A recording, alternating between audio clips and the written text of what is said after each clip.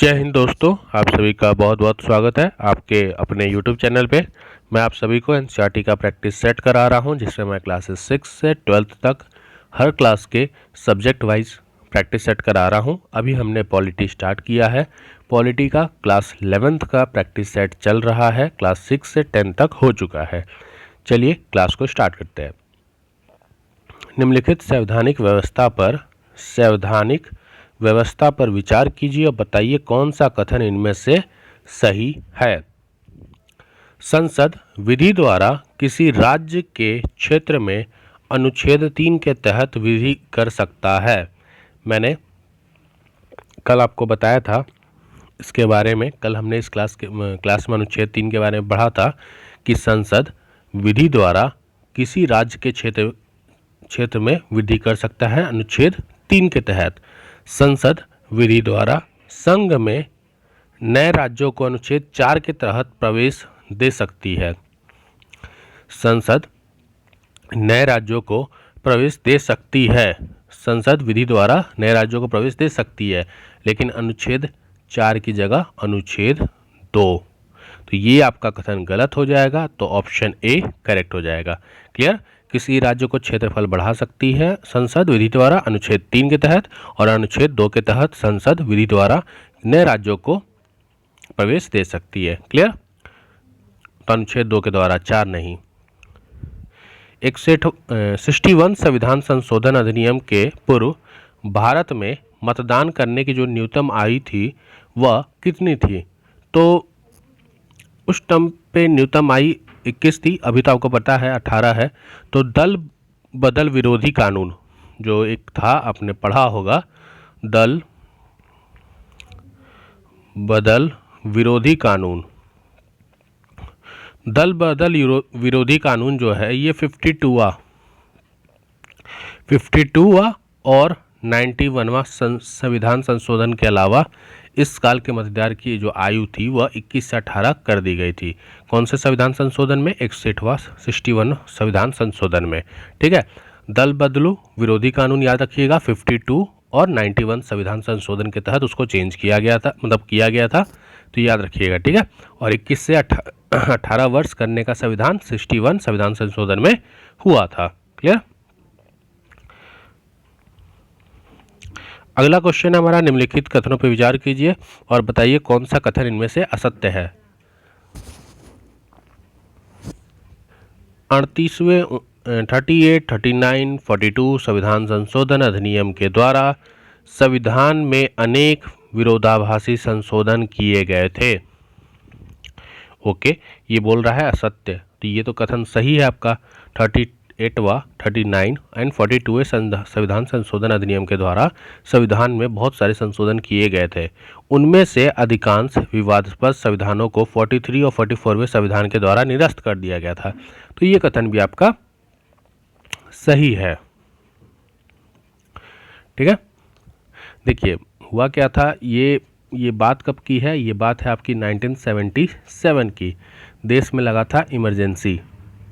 ठीक, तो विरोधी दल जो थे उनमें से बहुत सारे सांसद जेल में थे।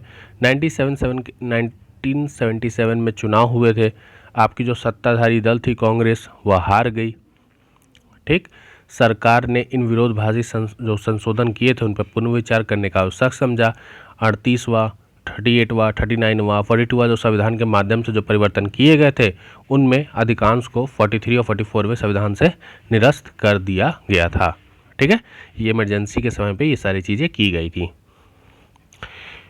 सुप्रीम कोर्ट के द्वारा, इंदिरा गांधी थी उस टाइम पे पीएम, सुप्रीम कोर्ट के द्वारा संविधान के मूल या बुनियादी संरचना का सिद्धांत किस वाद में प्रतिपादित किया गया था? तो बताइए वह कौन सा केस था जिसके द्वारा सुप्रीम कोर्ट ने संविधान की मूल या बुनियादी संरचना का सिद्धांत प्रतिपादित किया था? तो वह था आपका केशवानंद भारती बनाम केरल राज्य केस। ठीक है, आगे बढ़ते हैं। निम्नलिखित में से कौन सा कथन सत्य है, ये आपको बताना है। कथनों को पढ़िए अच्छे से और बताइए कौन सा कथन इसमें से सत्य है। संविधान के बुनियादी संरचना के सिद्धांत से संविधान की कठोरता और लचीलेपन का संतुलन कमजोर हुआ है। बोल रहा है संविधान के बुनियादी संरचना के सिद्धांत से संविधान की कठोरता और लचीलेपन का जो संतुलन है वह कमजोर हुआ है, जबकि कठोरता और लचीलेपन का संतुलन कमजोर नहीं हुआ है, मजबूत हुआ है। तो ये कथन तो आपका सत्य हो गया। 1973 के बाद न्यायालयों में कई मामलों में बुनियादी संरचना के तत्वों को निर्धारित करने का प्रयास किया गया था। ये कथन आपका सही है। ठीक है, आगे बढ़ते हैं। इसका आंसर हो जाएगा ऑप्शन बी। दुनिया के किस देश के संविधान को आमतौर पर शांति संविधान के नाम से जाना जाता है? तो शांति संविधान के नाम से किस देश के संविधान को जाना जाता है? बात करते हैं हम वर्ष 1947। जापानी, आपको आंसर ही पता चल गया होगा। जापानी संविधान को बोलचाल में शांति संविधान कहा जाता है। इसकी प्रस्तावना में कहा गया है, हम जापान के लोग हमेशा के लिए शांति की कामना करते हैं और हम लोग मानवीय रिश्तों का नियंत्रण करने का उच्च आदर्शों के प्रति करते हैं। ऐसा क्यों किया गया था? क्योंकि सेकेंड वर्ल्ड वॉर में यहाँ पे न्यूक्लियर बम गिरा दिया गया था अमेरिका के द्वारा, और उसके बाद यहाँ पे इतनी त्रासदी हुई थी, इतने लोग मरे थे कि इन्होंने शांति का, क्या चीज़, शांति का संविधान स्थापित करने की घोषणा की। और अब यही जापान देश अपने में जो ये शांति का संविधान है इसमें चेंजेस ला रहा है, और ये अब फिर से न्यूक्लियर बम और आर्मी डेवलप कर रहा है। अदरवाइज यहाँ पे कोई भी आर्मी नहीं थी, यूएसए से इसकी डील थी कि वह ऐसे सिक्योरिटी प्रोवाइड करेगा। अगला क्वेश्चन कथन और कारण दिए गए हैं, तो थोड़ा सा कथन और कारण को पढ़िए और बताइए कौन सा सही है कौन सा गलत है। संविधान के प्रति केवल कानूनी नजरिया अपनाया जा सकता है, ना कि नैतिक और राजनीतिक दर्शन का नजरिया। तो ये कथन तो थोड़ा सा मुझे गलत लग रहा है, क्योंकि देखिए कुछ लोग मानते हैं कि संविधान सिर्फ कानून से बनता है, और कानून एक बात है जो नैतिक बिल्कुल ही अलग बात है। इसलिए संविधान के प्रति केवल कानूनी नज़रिया अपनाया जा सकता है, ना कि नैतिक और राजनीतिक नज़रिया। तो ये तो एकदम मतलब एक तरफ से देखा जाए तो सही कह रहा हूँ, सॉरी मैं गलत करना चाहिए था। एक मिनट यार, ये आपका गलत है। ठीक है, दूसरा है, कुछ लोग मानते हैं कि संविधान सिर्फ कानूनों से बनता है और कानून एक बात है तथा मूल्य बिल्कुल भी अलग है। तो कानून एक बात है, मूल्य बिल्कुल भी अलग है, ये बात तो सही है। अब इसमें आपको डाउट होगा कि ये गलत क्यों है, कानूनी नज़रिया अपनाया जा सकता है ना कि नैतिक और राजनीतिक दर्शन क्यों नहीं। यहाँ पे आपको इस चीज़ में थोड़ा डाउट आ रहा होगा कि ऐसा क्यों है। देखिए, हर कानून में नैतिक तत्व नहीं होते, किंतु बहुत ऐसे कानून होते हैं जहाँ पर हमारे मूल्य और आदर्श से भी गहरा संबंध होता है। उदाहरण के तौर पे समझिए, कोई कानून भाषा अथवा धर्म के आधार पर व्यक्तियों के बीच में भेदभाव का मनाही कर सकता है। इस तरह का कानून समानता से विचार से जुड़ा होता है। इसीलिए समानता का मूल्यांकन होना, नैतिक मूल्यों का मूल्यांकन होना, ये सारी चीज़ें आपके कानूनी नज़रिए से संबंधित होती हैं। तो आप ये नहीं कह सकते कि नैतिक और राजनीतिक दर्शन का नज़रिया इसमें नहीं अपनाया जा सकता। क्लियर? तो ए गलत है, आर सही है। अगला क्वेश्चन है हमारा, भारतीय संविधान की उपलब्धियों के बारे में कौन सी बात मानी जाएगी? संविधान के उदारवादी व्यक्तिवाद को एक शक्ल देकर उसे मजबूत किया गया, सही है। संविधान के व्यक्तिगत स्वतंत्रता पर आंच लाए बगैर सामाजिक न्याय के सिद्धांत को स्वीकार किया गया, ये भी सही है। इसका मतलब उपयुक्त सही होगा, सब होगा। विभिन्न समुदायों के आपसी तनाव और झगड़े की पृष्ठभूमि में भी संविधान को स्वगत अधिकार प्रदान किया गया। तो ये तीनों के तीनों कथन आपके सही हैं भारतीय संविधान की उपलब्धियों के बारे में। आगे बढ़ते हैं। अगला क्वेश्चन है हमारा, शीत युद्ध का सबसे बड़ा प्रतीक बर्लिन का दीवार को वर्ष 1989 ईस्वी में गिरा दिया गया। बर्लिन की दीवार किस प्रकार के राजनीतिक विभाजन का प्रतीक थी? तो बताइए, जो बर्लिन की दीवार थी वह किस प्रकार का विभाजन का प्रतीक थी? और 1961 में बनी ये दीवार पश्चिम बर्लिन को पूर्वी बर्लिन से अलग करती थी। 150 किलोमीटर में बनी। ये बनी कब थी? 1961 में। ठीक, 150 किलोमीटर से भी ज़्यादा ये लंबी थी। ठीक है, ये दीवार 28 वर्षों तक खड़ी रही। आखिरकार जनता ने इसे 9 नवंबर 1989 इसमें स्टेबलाइज्ड हुआ, बना, यहाँ लिख देता हूँ, बना कब? 1961 में। 150 किलोमीटर लंबी थी और जनता ने 9 नवंबर 1989 को इस दीवार को तोड़ दिया और ये दोनों जर्मनी के एकीकरण और साम्यवादी खेमों की समाप्ति की शुरुआत थी। तो ये बर्लिन की दीवार पूंजीवादी दुनिया और साम्यवादी दुनिया के बीच में विभाजन का प्रतीक था। अगला क्वेश्चन हमारा, USSR United Soviet socialist Republic का विघटन एक प्रमुख वैश्विक घटना मानी जाती है। यूएसएसआर का विघटन किस वर्ष हुआ था? तो यूएसएसआर का विघटन आपका हुआ था दिसंबर 1991 में। ठीक है, दिसंबर 1991 में।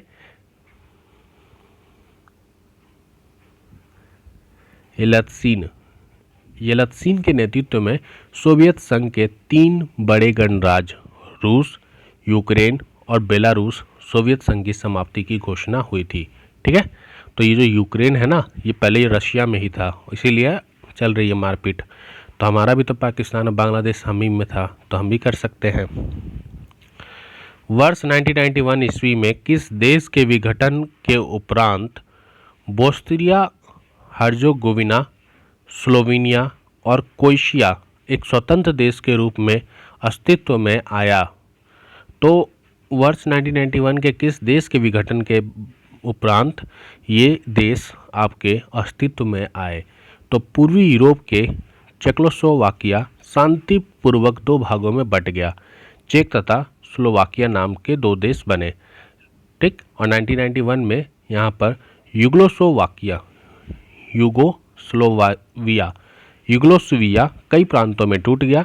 इसमें शामिल आपके बोस्निया हेर्जेगोविना, स्लोवेनिया, क्रोएशिया स्वतंत्र घोषित हो गए और ये नाटो के हस्तक्षेप करने पर ये बमबारी हुई और जातीय संघर्ष से गृहयुद्ध का रूप लिया। ठीक है, तो अमेरिका कहीं ना कहीं इन्वॉल्व हो ही जाता है। वैश्विक राजनीति के संदर्भ में शॉक थेरेपी का क्या तात्पर्य है?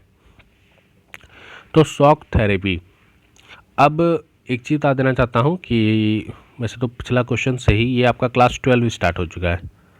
ठीक है, पिछला क्वेश्चन भी क्लास 12 का ही था, तो हम क्लास 12th में एंटर ले चुके हैं। मैं बताना भूल गया था आपको, तो इस चीज़ पे थोड़ा ध्यान दीजिएगा। वैश्विक राजनीति के संदर्भ में शॉक थेरेपी का क्या तात्पर्य है? तो बताइए, शॉक थेरेपी का क्या तात्पर्य है? तो इसका तात्पर्य है आपका साम्यवाद से पूंजीवाद की ओर संक्रमण से। ठीक है, साम्यवाद के पतन के बाद पूर्व सोवियत संघ के गणराज्य एक साथ सत्तावादी समाजवादी व्यवस्था से लोकतांत्रिक पूंजीवादी व्यवस्था तक कष्टप्रद संक्रमण से होकर गुजरे हैं। तो ठीक है, इसका आंसर क्या हो जाएगा? साम्यवाद से पूंजीवाद की ओर संक्रमण से। सोवियत संघ से स्वतंत्रता की घोषणा करने वाला पहला गणराज्य कौन था? तो पहला गणराज्य आपका लिथुआनिया था। कब था? मार्च 1990। अगला क्वेश्चन है हमारा, निम्नलिखित में से कौन सा देश बाल्टिक गणराज्य में शामिल नहीं माना जाता है? बाल्टिक गणराज्य में कौन सा देश शामिल नहीं माना जाता है? तो ये देश है आपका अर्मेनिया। ठीक है, अर्मेनिया याद रखिएगा। अगला क्वेश्चन है हमारा, कथन दिए गए हैं, कारण दिए गए हैं, तो कथन और कारण को पढ़ते हैं। 1978 के बाद से चीन ने अद्भुत प्रगति की और अगले सालों में एक बड़ी आर्थिक ताकत के रूप में उभरा। ये बात एकदम सही है। 1978 के दिसंबर के बाद से, ये कथन सही है आपका। 1978 के दिसंबर में देंग सियाओपिंग ने ओपन डोर, यहाँ पर ओपन डोर की नीति चलाई। इसके बाद चीन ने अद्भुत प्रगति की और अगले सालों में एक बड़े आर्थिक ताकत के रूप में ये उभरा। दिसंबर 1978 में देंग सियाओपिंग ने मुख्य द्वार को ओपन किया था। ये सही है, आपका ऑप्शन ए राइट हो जाएगा। अगला क्वेश्चन है हमारा, यहाँ पर आपको सूची 1 में संस्था दिया गया है, सूची 2 में स्थापना वर्ष दी गई है, इसे आपको सुमेलित करना है। ठीक है, तो सबसे पहला है हमारा, सबसे पहला है हमारा यूरोपीय इकोनॉमिक कम्युनिटी। ये कब स्थापना हुई थी? तो इसकी स्थापना हुई थी वर्ष 1957 में। दूसरा है यूरोपीय परिषद, तो यूरोपीय परिषद की स्थापना हुई थी वर्ष 1949 में। यूरोपीय आर्थिक सहयोग संगठन की स्थापना 1992 में और यूरोपीय संघ की स्थापना हुई थी वर्ष 1948 में। तो इसमें आपका राइट आंसर हो जाएगा ऑप्शन डी। नेक्स्ट क्वेश्चन पे बढ़ते हैं। ब्रेजिस्ट का तात्पर्य क्या है? तो ब्रेजिस्ट का तात्पर्य किस चीज़ से है? वर्ष 2016। ब्रिटेन में जनमत संग्रह के बाद 51.9% लोगों ने यह फैसला किया कि ब्रिटेन को यूरोपीय संघ से बाहर निकलना चाहिए। तो इसी को हम ब्रेजिस्ट कहते हैं। ब्री फॉर ब्रिटेन और एग्जिट, ब्रिटेन क्या कर लिया? एग्जिट कर लिया। कहाँ से? यूरोपीय संघ से, वर्ष 2016 में जनमत संग्रह के बाद। अगला क्वेश्चन है हमारा, रिक्त स्थान की पूर्ति विकल्प में दिए गए उचित शब्द के आधार पर कीजिए। 1967 ईस्वी में दक्षिण पूर्व एशिया के 5 देशों ने डैश हस्ताक्षर करके आसियान की स्थापना की थी। तो 1967 ईस्वी में दक्षिण पूर्व एशिया के 5 देशों ने किस चीज़ की घोषणा की थी? तो इन्होंने बैंकॉक घोषणा की थी। बैंकॉक घोषणा पर हस्ताक्षर करके आसियान की स्थापना की थी। और इसमें आपके 5 देश पता है आपको कौन है? तो पहला है आपका इंडोनेशिया, दूसरा है आपका मलेशिया, तीसरा है आपका फिलीपींस, चौथा है आपका सिंगापुर और 5वां देश है आपका थाईलैंड। तो ये 5 देशों ने 1967 ईस्वी में बैंकॉक घोषणा पर हस्ताक्षर करके आपका आसियान की स्थापना की थी। अगला क्वेश्चन है हमारा, आसियान क्षेत्रीय संघ ARF की स्थापना किस वर्ष में की गई थी? तो आसियान क्षेत्रीय मंच की बात कर रहा है और पीछे हमने आसियान के बारे में पढ़ा था। तो आसियान क्षेत्रीय मंच वर्ष 1994 ईस्वी में इसकी स्थापना की गई थी। अगला क्वेश्चन है हमारा, सन 1949 ईस्वी में चीनी साम्यवादी क्रांति किनके नेतृत्व में हुआ था? चीनी साम्यवादी क्रांति किनके नेतृत्व में हुआ था? तो चीनी साम्यवादी क्रांति माओ त्से तुंग 1949 में माओ के नेतृत्व में साम्यवादी क्रांति के बाद चीनी जनवादी गणराज्य की स्थापना के समय यहाँ के आर्थिक सोवियत मॉडल पर आधारित थी।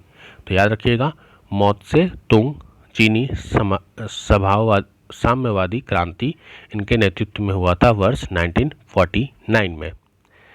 दक्षिण कोरिया रिपब्लिक ऑफ कोरिया और उत्तरी Korea Democratic People's Republic of Korea को विभाजित करने वाली अंतर्राष्ट्रीय सीमा रेखा क्या कहलाती है? तो अंतर्राष्ट्रीय सीमा रेखा को हम 38वां समांतर रेखा कहते हैं। कोरियाई प्रायद्वीप को द्वितीय विश्व युद्ध के अंत में दक्षिण कोरिया और उत्तरी कोरिया में 38वां समांतर के साथ साथ विभाजित किया गया था। 1950 1950 से 1953 के दौरान कोरियाई युद्ध और शीत युद्ध काल की गतिशीलता ने दोनों पक्षों के बीच प्रतिद्वंद्विता को तेज कर दिया और 17 सितंबर 1991 को दोनों कोरियाई संयुक्त राष्ट्र के सदस्य बने। ठीक है, यहाँ तो लड़ाई चली इनकी और 1991 में दोनों क्या बन गए? यूएन के सदस्य बन गए। कोरियाई संयुक्त राष्ट्र के कोरियाई संयुक्त राष्ट्र के सदस्य बन गए दोनों। ठीक है, तो याद रखिएगा 38वां समांतर रेखा इनको अलग करता है। मैकमोहन रेखा और रेडक्लिफ रेखा हमारे किस देश से संबंधित है, थोड़ा ये भी बता दीजिए। दक्षिण एशिया से संबंधित निम्नलिखित राजनीतिक घटनाक्रमों को कॉलम के अनुसार व्यवस्थित कर उचित विकल्प के आधार पर उत्तर दीजिए। दक्षिण एशिया से संबंधित यहाँ पे बात हो रही है, तो चलिए समझते हैं। तो बांग्लादेश की आज़ादी, शिमला समझौता, भारत और पाकिस्तान के बीच सिंधु नदी जल समझौता या फिर ताशकंद समझौता। तो बात करें सबसे पहले तो 3 आएगा, तो ये गया। भारत और पाकिस्तान के बीच जो सिंधु नदी जल समझौता है ये आपका हुआ था, यहाँ लिख देता हूँ, ये आपका हुआ था सितंबर 1960 में। आपको दिख रहा होगा सितंबर 1960 में ये समझौता हुआ था। क्लियर? और बाकी 1960 में समझौता हुआ था, 1962 में चीन से लड़ाई हो गई हमारी, 1962 में वॉर किसके साथ? चाइना। चीन लिख देता हूँ, चीन। तो वॉर हो गई हमारी चीन के साथ। ठीक है, तो यहाँ पे पहला तो हमारा 3 हो गया। अब दूसरा है ताशकंद समझौता, तो 4 दोनों में है। तो बात करें अगर हम ताशकंद समझौते की,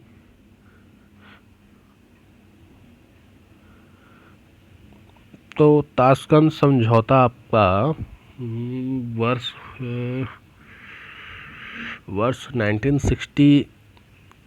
1966 में था। हाँ, 1966 जो ताशकंद समझौता था ये आपका वर्ष 1966 में हुआ था। और ये समझौता किसके बीच हुआ था आपको पता है? भारत और पाकिस्तान के बीच में हुआ था। ये समझौता इंडिया वर्सेस पाकिस्तान, इंडिया और पाकिस्तान के बीच में ताशकंद समझौता हुआ था। शेख मुजिबुररहमान उस टाइम पे पूर्व पाकिस्तान से ज़्यादा स्वतंत्रता देने के लिए 6 सूत्री प्रस्ताव रखा था उन्होंने, शेख मुजिबुररहमान ने। ठीक है, 1965 में भारत और पाकिस्तान का युद्ध हुआ था, ये भी आपको पता है। संयुक्त राष्ट्र संघ का भारत और पाकिस्तान के बीच में पर्यवेक्षण मिशन, तो वो भी चलिए वो भी लिख ही देता हूँ यहाँ पे। 1962 वार है तो 1965 भी वार है हमारा पाकिस्तान के साथ। तो देखिए सितंबर 1960 में भारत और पाकिस्तान के बीच में सिंधु नदी जल समझौता हुआ। 2 साल बाद हो गया लड़ाई चीन के साथ। ठीक, चीन से लड़ाई से उभरे थे तो फिर 3 साल बाद हो गया पाकिस्तान के साथ वार। उसके जस्ट 1 साल बाद हुआ हमारा ताशकंद समझौता। ताशकंद समझौता हुआ, 3-4 साल हमारी इकोनॉमी थोड़ी सी फिर उभर रही थी, फिर मार्च में आ गए 1-2, तो ये तो गलत हो जाएगा आपका, ये सही हो जाएगा। मार्च में आ गए ये मार्च 1971। मार्च 1971 में यहाँ लिख देता हूँ 1971 में, मार्च 1971 में बांग्लादेश के नेताओं द्वारा आज़ादी की उद्घोषणा हो गई।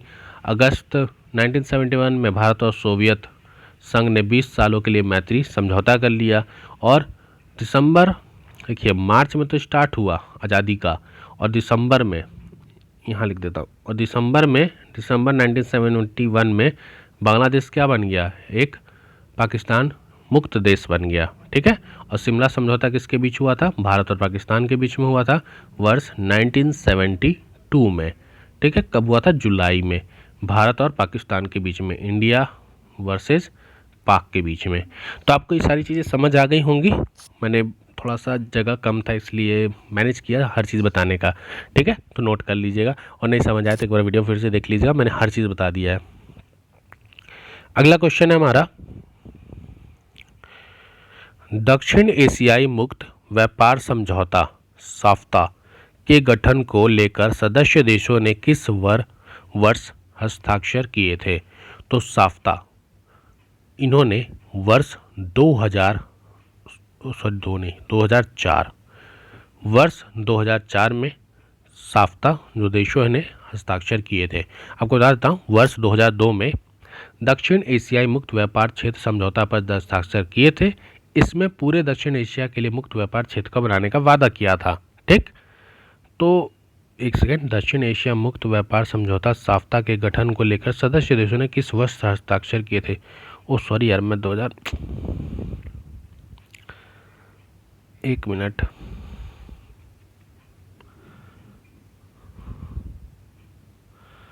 वर्ष 2002, सॉरी मैं 4 कर दिया था।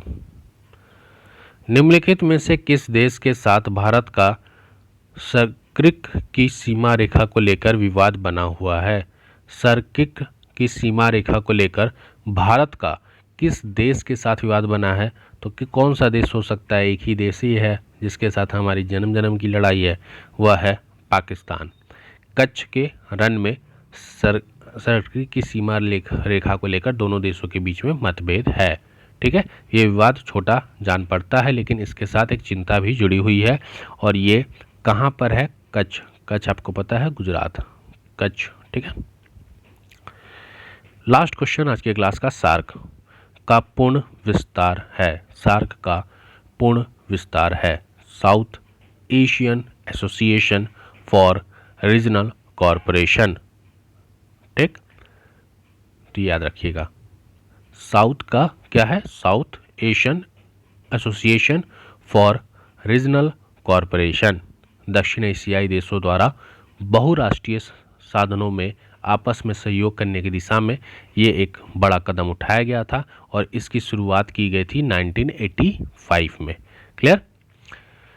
तो आज के 25 क्वेश्चन हमने कंप्लीट कर लिए। आप सभी को बता देना चाहता हूं कि क्लास 12 हमने स्टार्ट कर दिया है। क्लास 12 के क्लासेस आपके चल रहे हैं। चैप्टर 1, चैप्टर 2 और चैप्टर 3 के क्वेश्चन तक हम आ गए थे। बाकी धीरे धीरे और भी क्वेश्चन हम कंप्लीट कर लेंगे। आपको वीडियो अच्छा लगा हो तो कृपया करके चैनल को सब्सक्राइब करें, वीडियो को लाइक और शेयर भी थोड़ा कीजिए, क्योंकि वीडियो में व्यूज़ और वॉच आ जाती हैं, लाइक और आप शेयर नहीं करते हैं। और बाकी कोई डाउट है, मैं बार बार बोलता हूँ, आपको किसी भी क्वेश्चन में डाउट है तो कमेंट कीजिए, अपने व्यूज़ रखिए। ठीक है। हम उस पर डिस्कशन करेंगे। बाकी आप मुझे सजेशन और सलाह भी दे सकते हैं। मिलते हैं अपने नए वीडियो में। जय हिंद, जय भारत।